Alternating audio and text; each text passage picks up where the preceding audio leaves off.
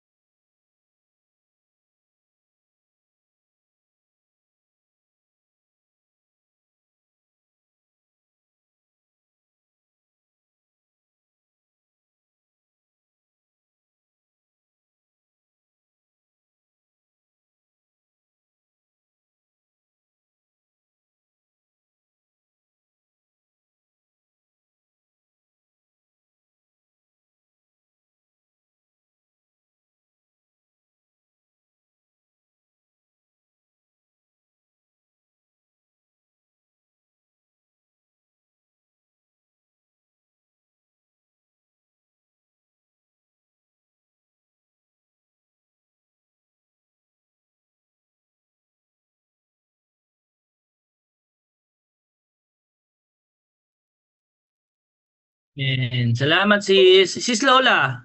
Good evening sis. Good evening po, Pastor. Good evening, everyone. Ayan, yung confidentiality po kasi once na naitanim mo na pwede kang pagkatiwalaan, ah, tatanim na rin yun dun sa mga tupa mo. Kasi once na nasira yun, yung ano ba, may naikwento nga sila na ano, tapos na ikalat mo o whatever, eh napakalaking kasiraan na nun, hindi lang sa iyo bilang leader, kundi pati na rin yun sa church na sasabihin, lalo na kung bago, hindi naman pala mapagkakatiwalaan yung mga tao na yan, yung church na yan. So, hindi magiging magandang ehemplo ka. Ayun lang po, Pastor. Thank you, Lord. Tama. Kasi syempre, ang buhay ng tao binabahagi sa atin, di ba? Siguro kung meron tayo as part ng small group, if meron tayong medyo mabibigat na hinaharap ng mga challenges na naibahagi sa atin, hindi ito sinishare sa lahat ng tao, hindi ito sinishare sa group of friends mo, hindi rin ito sinishare sa whole cell group. Ang pwedeng pag-share natin ito is yung mas higher in authority who will be accountable na manalangin at gabayan kung ano man yung challenges na yun. Kasi siyempre mahirap din para sa isang leader na siya ang magbibitbit ng lahat. So kailangan niya rin ng someone na magdadala. Pero kailangan maging maingat, especially sa pagtitiwala, no? Kasi may mga ganyan na ang ginagawa ay itinatago sa prayer, no? Yung chismis o yung mga negatibong kwento. Sige, meron ako i-share sa iyo para pag-pray natin. Pero ang totoo, gusto lang talagang siraan yung isang tao, di ba? So kailangan maging maingat tayo, especially sa mga taong nagbabahagi ng ganon, sapagkat hindi mo alam baka sa iyo sinishare, posible na sa ibang tao ikaw naman ang sinishare ang buhay mo naman, kung ano naman yung mga shinare mo sa kanya. So kailangan talaga ano to, masupil ito sa simbahan dahil ito'y sumisira ng magandang relasyon at reputasyon ng mga tao, no? So tayo bilang leaders, small group leader para maging successful tayo sa paglilid natin, napakahalaga po ng confidentiality makita sa atin. And yung sinabi ni una natin, letter H, yung tail bearing. Kailangan hindi ito marinig, hindi tayo mapuntuhan ng mga negatibong istorya, pinagtahitahing istorya na po sa atin pananggaling bilang leader. Mali po yun. Salamat sa Diyos. Sige, pakibasa naman Sister Mami Ading ang Psalm chapter 15 verse 1 to 3 and pakibasa rin po yung Sis Nobi yung Titus chapter 3 verse 2. Wala sa manual niyan no? Dinagdag ko yan Magandang. Eh. So hopefully may manual na kayo ha. Binigay na namin yan nung Sunday. May lesson 2, lesson 3. So yung mga manual po natin, nandiyan na. Thank you Lord. Sige mami, pakibasa po. Ang isa na namang kasalanan ng dila. Sige po.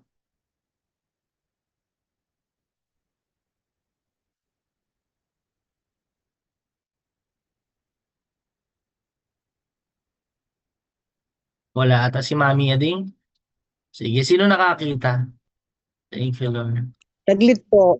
Andiyan pala, Psalm, ma'am. Opo, saan po? Awit. uh, Awit, chapter 1, Chapter verse, 15 po. chapter 15, verse 1. Okay. 15, Entry, verse ma'am. 1. Sige. Teka, ayaw umano to.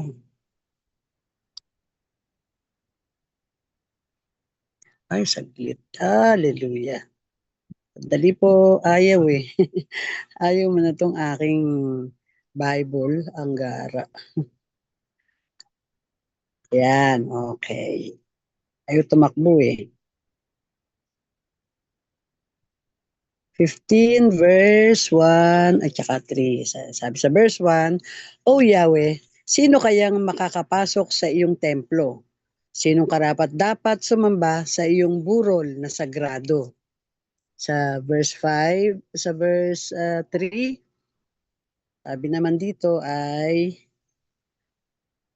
at ang kapwa'y hindi niya sisiraan, di siya gumagawa ng masama sa kanyang kaibigan. Tungkol sa kapwa'y di nagkakalat ng kasinungalingan. Thank you, Lord. Thank you, Jesus. Ganda sa Tagalog yan, Mami. Ang pag-uusapan natin ng confidential leader, hindi pwedeng guilty sa sins of the tongue. Pangalawa, yung backbiting. Alam nyo naman yan yung pag nakatalikod, di ba? Nangangagat, nagsasalita ng mga bagay na hindi magaganda. Merong sinabi sa church ng Galatians at saka si Paul, instruction niya kay Tito, no? Sa chapter 3 verse 2, pakibasa sis. Tapos si Amen. Steng, pakibasa ng Galatians 5:15.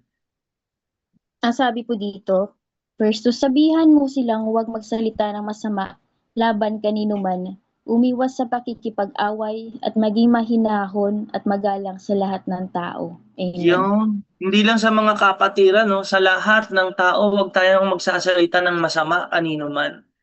Sige po. Dahil yan ay nakakapag-resulta ng pagkakahiwa-hiwalay. Sabi nga ni Apostle Paul sa Galatians 5:15, ayan. Ano nangyari diyan?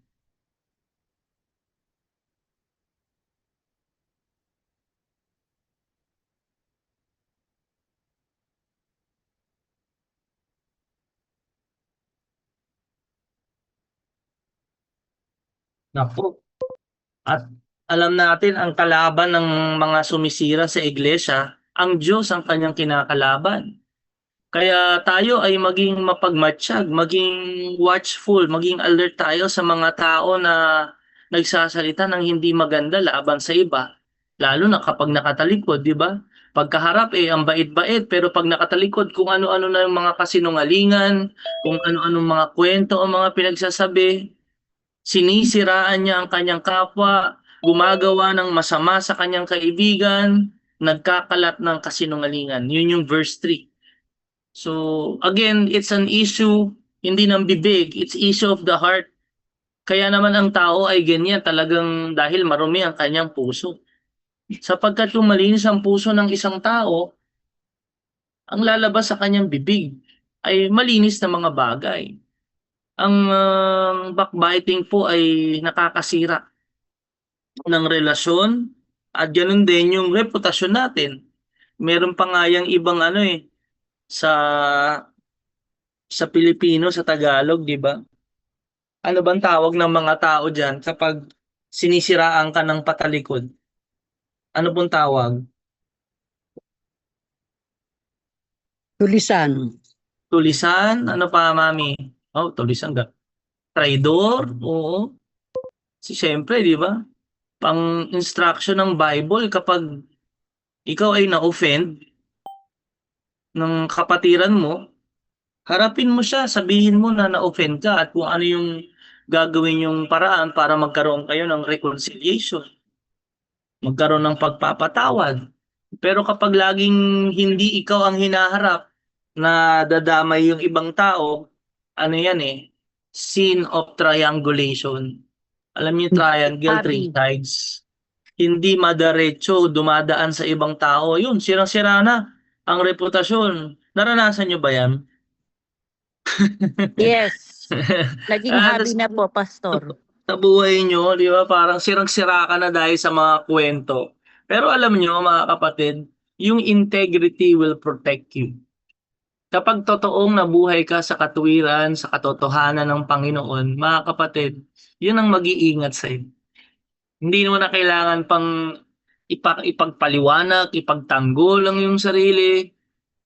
Your action, the fruit of the Holy Spirit will be seen in your life, and that will be enough na makita ng mga tao kung sino yung totoo o hindi. So bakit natin to pinag-uusapan? Mahirap kapag ito'y nanggaling sa inyo, mga small group leader.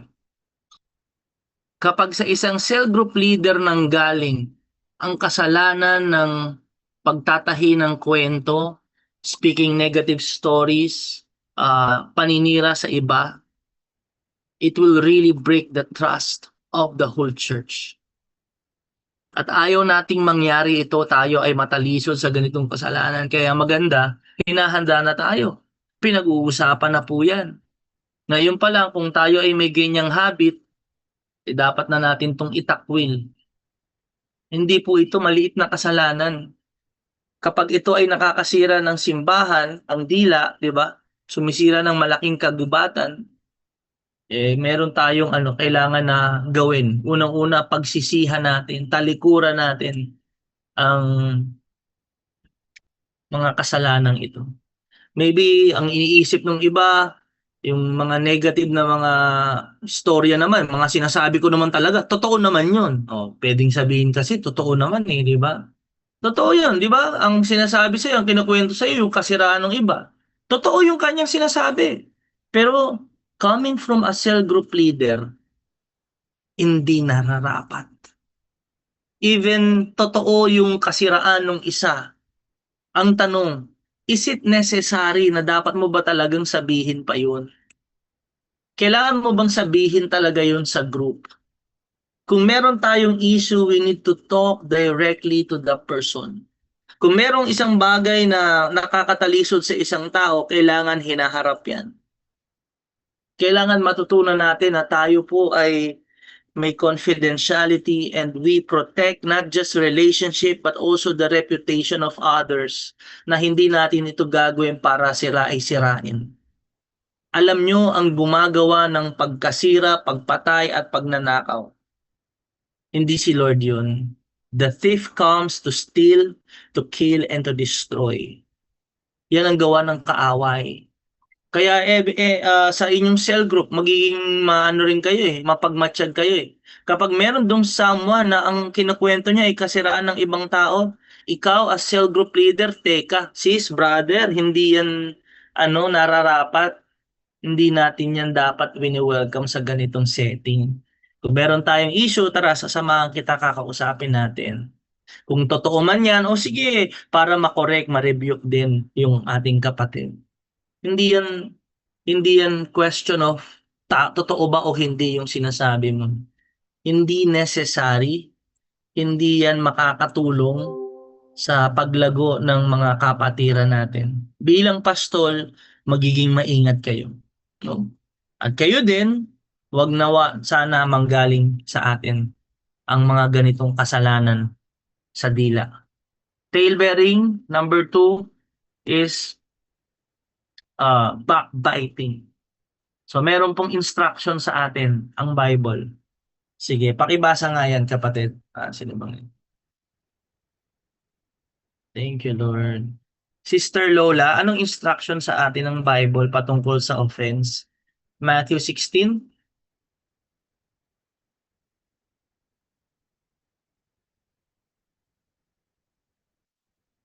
Kasi sa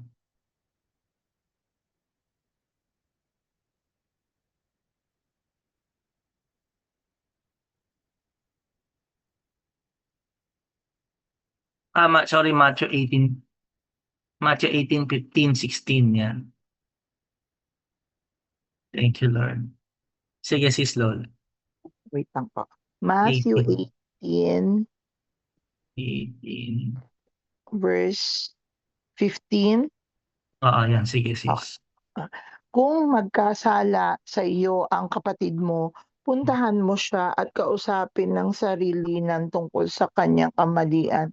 Pause lang Kapag- tayo doon, sis. So talagang naka-offend. Diba? Na-offend ka sa iyo. Hindi naging maganda yung kanyang attitude, yung kanyang salita.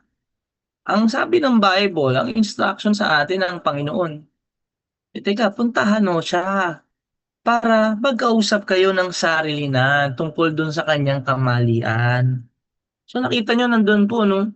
Yung yung guidance ng Word of God sa kung paano ha-handle natin ang mga conflict. Yung iba kasi, pag nasaktan sila, kinakwento saan? Sa ibang tao. Di naman nila alam yun. Wala naman silang ka-issue-issue sa tao na yun. Pag kayo ay napagsasabihan ng mga ganoon, no? O alam mo, sige to, ganyan yan. Nakakaano na yan. Alam nyo, bilang mga leader, anong kailangan natin gawin, sis Lola? Pag may nagsabi sa'yo, alam mo, sige nito, ganyan ako, sakit ng ginawa niya sa akin. Anong kailangan natin gawin doon? puntahan mo siya at kausapin ng sarilinan tungkol sa kanyang kamalian. Yan! O teka, puntahan natin. Puntahan mo, sige, mag-usap kayo. Sabihin mo sa kanya yung ginawa niya. Di ba? Hindi yung dinadamay mo ako, nagiging burden sa akin. Hindi ko nga alam kung ano nangyari sa inyo eh. Sige, tara. So, nag-share ka sa akin, sasamahan pa kita kung gusto mo. Sunod, sis. Kapag nakinig siya sa iyo, naibalik mo sa dati ang pagsasamahan ninyong magkapatid. Amen. Sunod. Ngunit kung ayaw niyang makinig sa iyo, magsama ka pa ng isa o dalawang tao upang ang lahat ng pinag-usapan ninyo ay mapatunayan ng 2 o 3 saksi. Kung Yan. ayaw Bakit kailangan ng ano, sis? Kailangan ng kasama. Bakit kaya? para po may witness. Oo, kasi minsan pag dalawa lang kayo, pwede kang mabaliktad sa istorya mo eh, di ba? Ganyan eh. Tapos ikinukwento nyo sa iba, yung pinag-usapan nyo, hindi naman talaga ganun ang pinag-usapan nyo. Kaya napakaganda may witness. May ibang taong nakakapakinig. Alam nyo dito sa bahay, mga bata, pag may sinusumbong, hindi namin tinatanggap yung sumbong nung isa lang. O sino pa? Narinig mo? Sinabi niya yon? Ginawa niya talaga yon? Opo dad, nakita ko po. Opo, narinig po namin. Dalawa po kami. Doon napapatunayan. Kahit na magkaila siya, magsinungaling siya, may dalawang witness. Kaya maganda mga kapatid sa mga ganyang pagkakataon, no? Pag may mga tao talaga na very difficult sa mga ganyang usapin, at ano pa, may pagkasinungaling ng babaliktad, kailangan mong gawin, magdala ka ng kasama pag kinausap mo. At doon makikita mo talaga kung siya'y magsasabi ng totoo para may ibang nakakarinig. Biblical po yan, yan ang pamamaraan ng Bible. At yan ang ating susundan. Verse 17.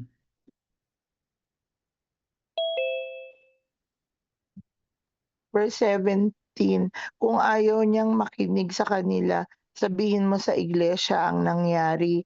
At kung ayaw pa rin niyang makinig sa iglesia, ituring mo siyang parang hentil o isang maniningil ng buwis. Oo, di ba? Nakita mo may first offense, second, third, may warning eh.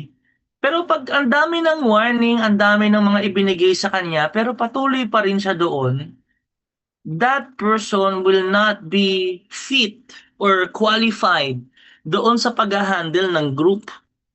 Kasi paulit-ulit niyang ginawa, makakatalisod siya sa ibang tao.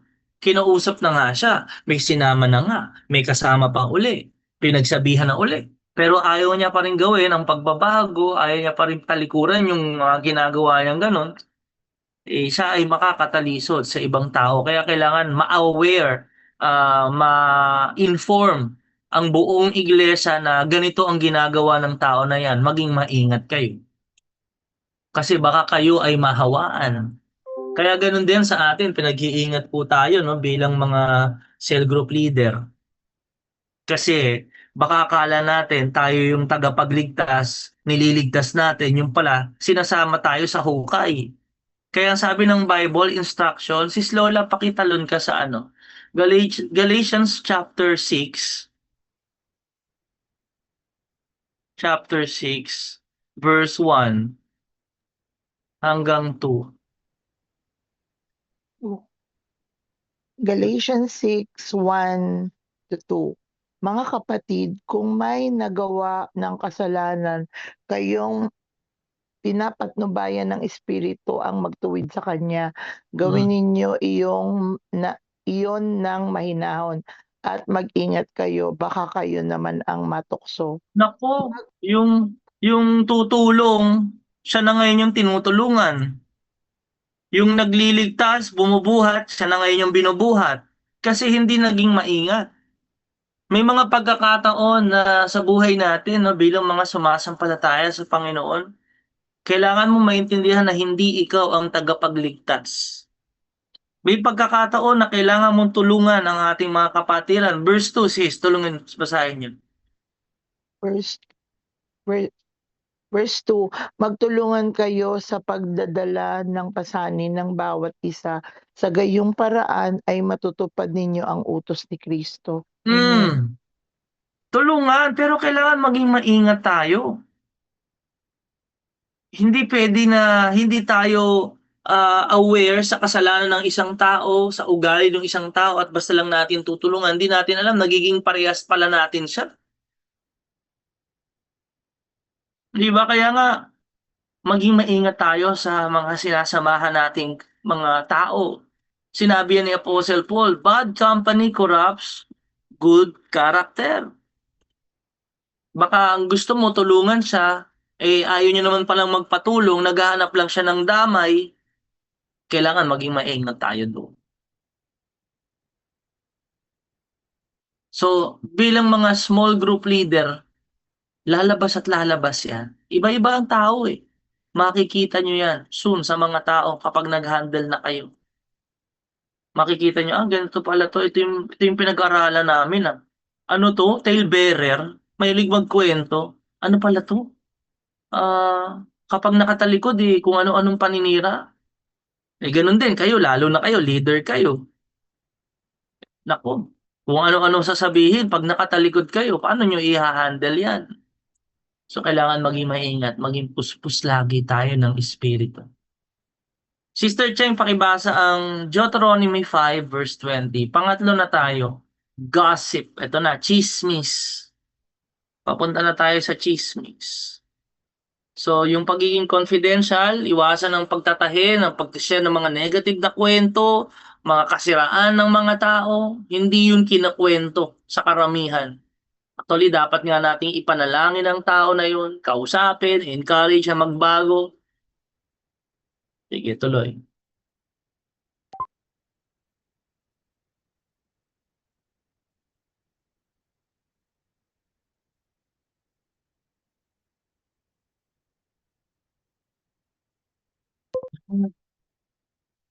Pangatlo, yung gossip, yung chismis. Bakit ba gustong-gusto ng tao ng chismis? Kasi knowledge is power eh. Kapag may alam ka sa isang tao, ang tingin mo, yung kaalaman mo na yun ay pwede mong magamit laban sa kanya, sa mga kahinaan niya, sumisira rin ang relasyon. Yung chismis ay hindi talaga dapat makita sa ating mga leader. Protektahan natin ang mga tupa. Minsan yung chismis, alam nyo kung ano, nagiging false witness tayo. Nagbibigay tayo ng mga hindi totoo, kulang, o kalahating katotohanan, misleading na mga information sa isang tao. Tandaan nyo, ang half-truth is a lie. Ang half-truth is a lie. Ang kalahating katotohanan, hindi buo, kasinungalingan yun. Di ba ganun si Satanas? Tinukso niya yung si Adan, si Eva. Minsan yung chismis is minsan exaggeration din eh. Sumusobra na yung ating kwento. Hindi naman pala sinabi pero nadagdagan yung mga sinabi. Protektahan po natin ang mga tupa. Mabuhay tayo sa katotohanan. Kung ano lang yung totoo, yun lang yung ating paniniwalaan. Huwag nyo pong ipapasa, ikukwento, ang isang kwento ay impormasyon na hindi kayo sigurado na 100% na kayo ay eyewitness o kaya kayo mismo alam na alam nyo talaga. Piliin nyo na mabuhay with integrity, especially with our words. Sister Grace, pakibasa yung Proverbs 16, verse 28. Proverbs 16, verse 28. So parang magkakapatid, magkakaparehas, magpipinsan. Pang-apat, whispering, bulong-bulungan. Thank you, Lord.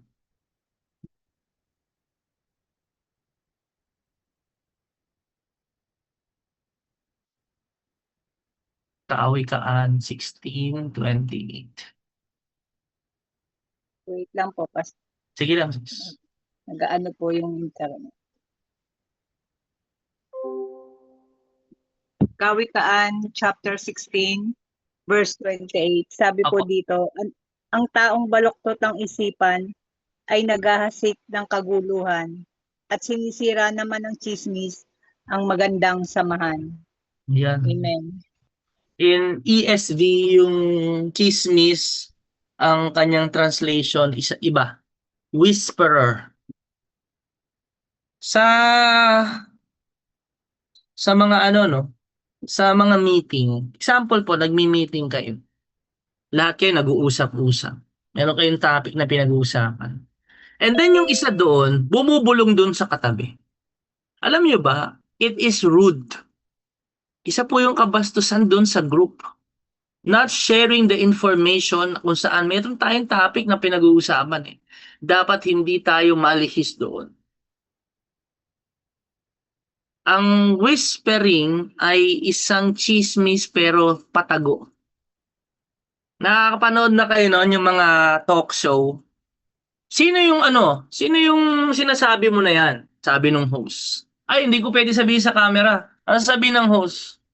Bulong mo na lang.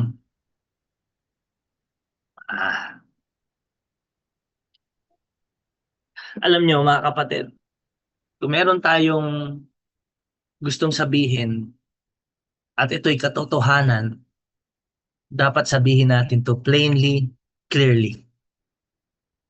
Huwag nating sirain ang pagtitiwala at pagkakaisa sa pamamagitan ng mga bulong-bulungan at yung mga patago na chismis. Kung kayo po ay guilty sa ganyang kasalanan, mahilig sa mga bulong-bulungan, mamaya sabihin ko na lang sa iyo. Kapatid, hindi natin yan i-entertain. Especially yung mga negative stories, negative talks. You speak openly. You speak directly to people. Hindi po secretly eh. Kailangan sabihin natin. Tayo, ang bibig natin, pinagmumulan ng katotohanan. Andyan, ang sinishare natin sa mga magagandang bagay na ginawa ng Panginoon.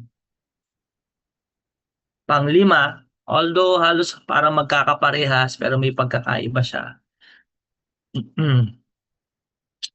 Tawagin natin si Tita Ami. Tita Ami, pabasa po yung Psalm chapter 101 verse 5. Psalm 101 verse 5. Thank you. Ayan po yan, slander o paninirang puri. Alam mo si Lord talagang strict siya dyan. Psalm 101 verse 5. Siyang naninira ng kanyang kapwa ay aking wawasakin. Di ko papayagan ang mapagmalaking hambog kung tumingin. Naku, tita. Ayaw ng Panginoon, ang paninira sa kapwa, ang mapagmalaking hambog kung tumingin, slanderous, speaking evil about someone, openly or secretly. Alam nyo kapag ganun ng isang tao, proud din yung tao na yun. Nakalink din po yan sa pride eh. Kasi ang tingin niya sa kanyang sarili, ang galing-galing niya, ang taas-taas. Kaya yung mga paninira sa ibang tao ay nanggagaling din sa, nag-uugat din sa puso na mapagmataas. At alam natin ang susi dyan, humility. Kapag humble tayo, di ba? Nakikita natin may kahinaan yung isang tao. Kung humble ka, di ba, maiisip mo rin, ako rin may kahinaan din, kailangan ko si Lord. Babantayan mo yung puso mo eh. Babantayan mo yung bibig mo eh. Pero kapag mayabang ang isang tao, nakita niyo yung kahinaan, naku, lalo niya pang sisirain, lalo niya imamagnify. Ay, wala naman yan, mahina yan sa ganito. Let us use our words to protect the people, to build up the people. Galit ang Diyos sa mga paninira sa kanyang mga nilalang. Kaya tayo, bilang mga cell group leaders, magkaroon tayo ng puso na mapagkumbaga. Number 3, ang confidential leader, ang pinapractice natin, iniiwasan natin itong mga sins of the tongue. Ang practice natin lagi is the law of love. Andun laging pag-ibig. Always seeking the best interest of the other person. Sis Novi, pakibasa yung Proverbs 10:12. Sister Cheng, Proverbs 17 verse 9. Nandun lagi, sa lahat ng ginagawa natin, andun yung pagmamahal. Andun yung pag-ibig natin sa kapwa. Sige po, pakibasa. Amen. Ang sabi po dito, sari-saring kaguluhan ang bunga ng kapuutan, ngunit ang pag-ibig ay pumapawi sa lahat ng kasalanan. Oh, nandoon eh. Kapag mahal mo yung pinagpapastulan natin, mararamdaman nila yan eh. May experience talaga nila yung consistency natin, integrity, yung prove nila na love mo talaga sila.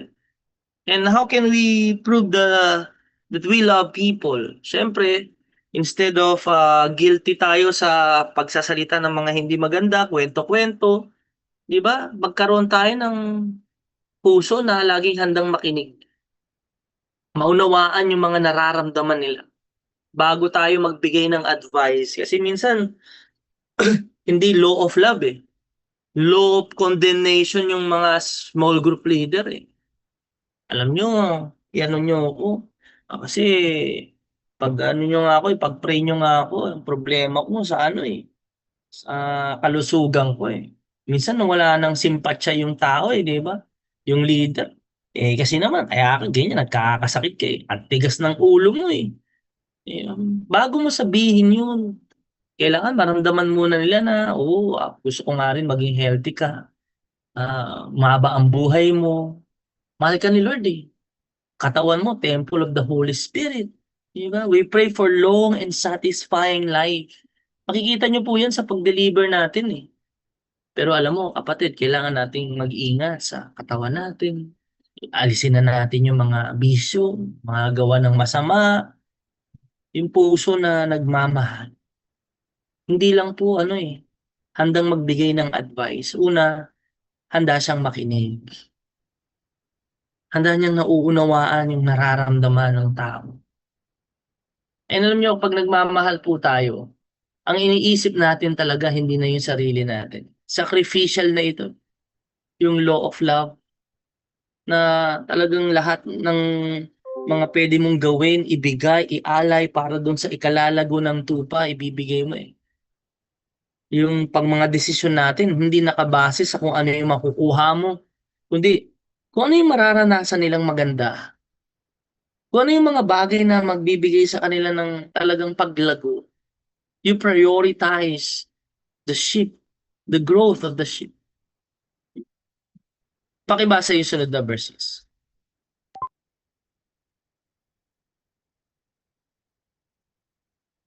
Mm.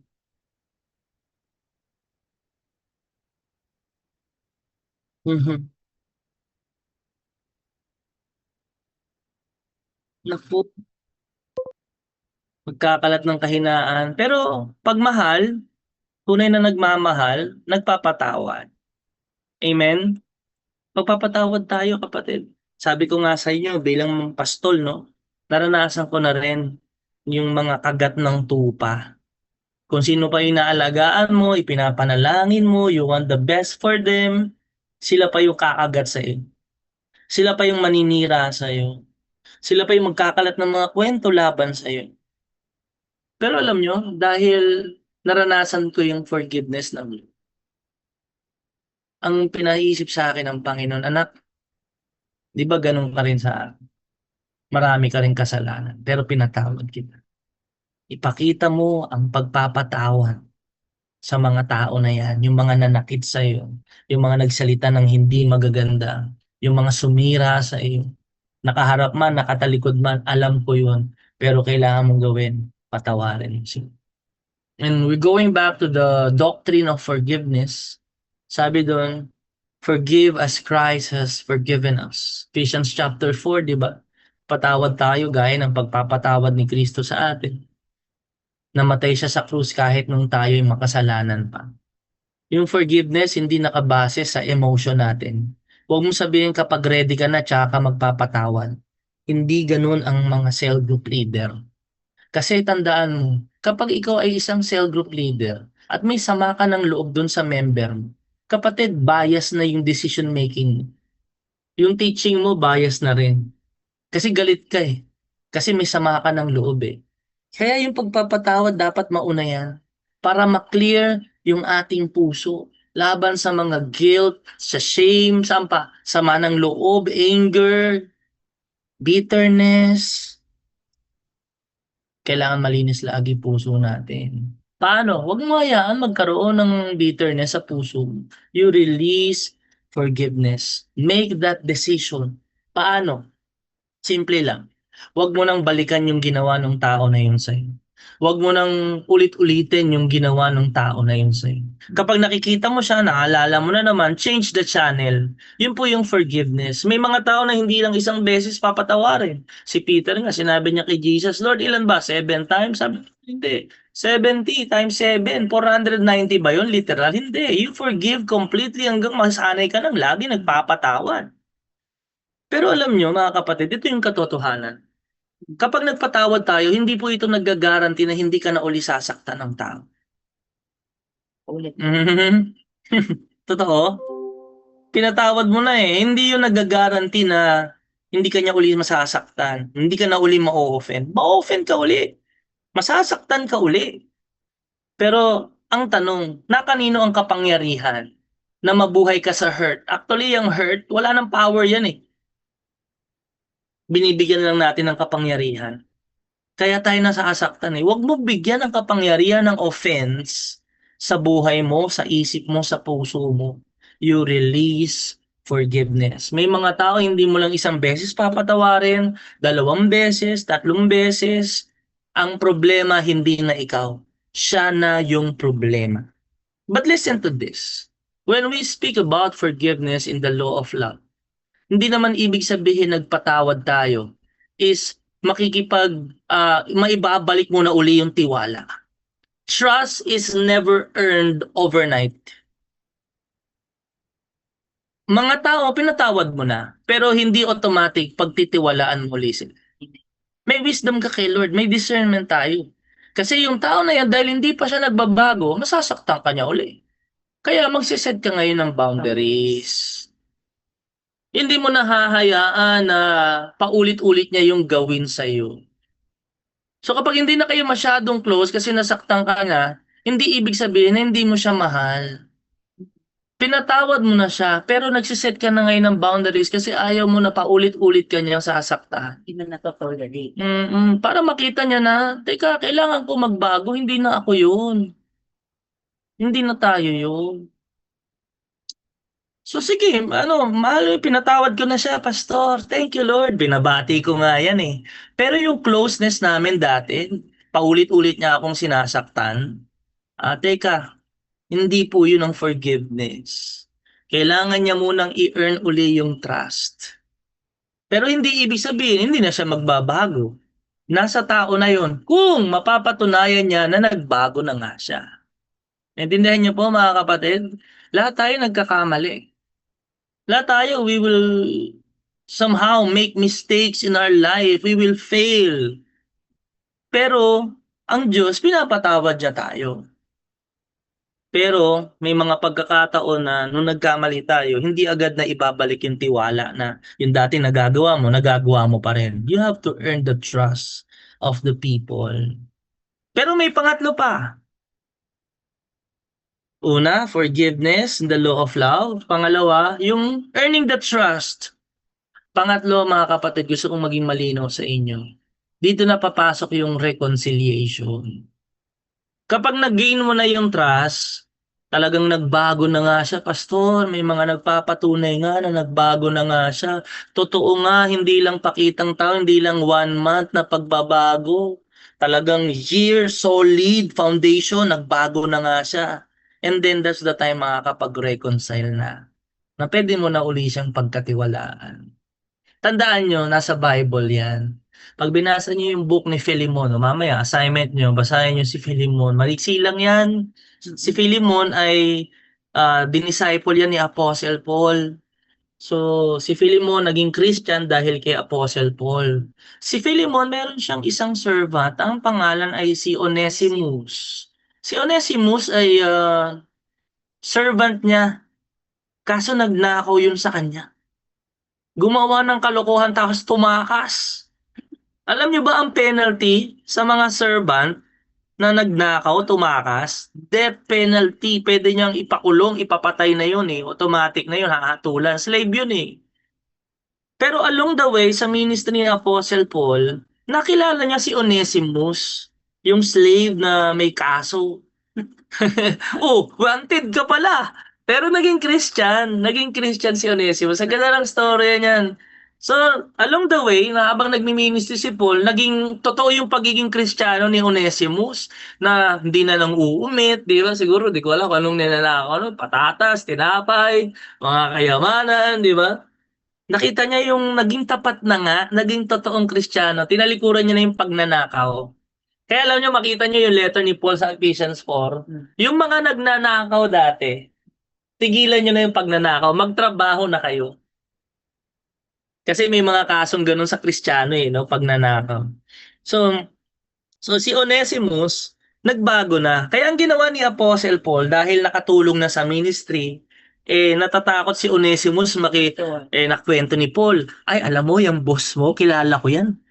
Naku, lagot ako, papakulong ako noon, mamatay na ako. Sabi niya, hindi, susulatan ko. Ang ginawa niya, sinulatan niya. Yun yung si Philemon. Sabi niya, balita ko may atraso itong si Onesimus sa'yo ha. Lahat ng mga kaso niya, mga utang niya sa'yo, ako na magbabayan. Alalahanin mo, piling mo, sabi ni Paul, utang mo sa akin yung buhay mo na walang hanggan. Ako nagpakilala sa'yo kay Jesus. kaya si Philemon, no choice na siya, kundi patawarin si Onesimus. Bakit? Magpagsundo na, makipagkasundo. Huwag mo na pakulong to ha. Mabait na to, nagbago na to. May nag-witness na totoo nga ang pagbabago ni Onesimus. So hindi lang po forgiveness, may pangalawang session yan eh. Yung earning the trust. Na nagbago nga yung tao. Pangatlo, doon magkakaroon ng reconciliation. Magkasundo, yung dating magkaaway, talagang nagpagkatagpo nila. So mga kapatid, bakit natin to pinag-uusapan? Kasi as part ng leadership sa cell group, meron talagang mga tao na makakasakit sa inyo. Pero unang-una, agad-agad, magpatawad kayo. Release forgiveness. Mahalin nyo. That's the law of love. Forgive as Christ had forgiven us. Huwag nyo nang balikan yung mga ginawa ng mga tao na yun. Pero pangalawang stage, nandun po yung testing kung nagbago nga yung tao.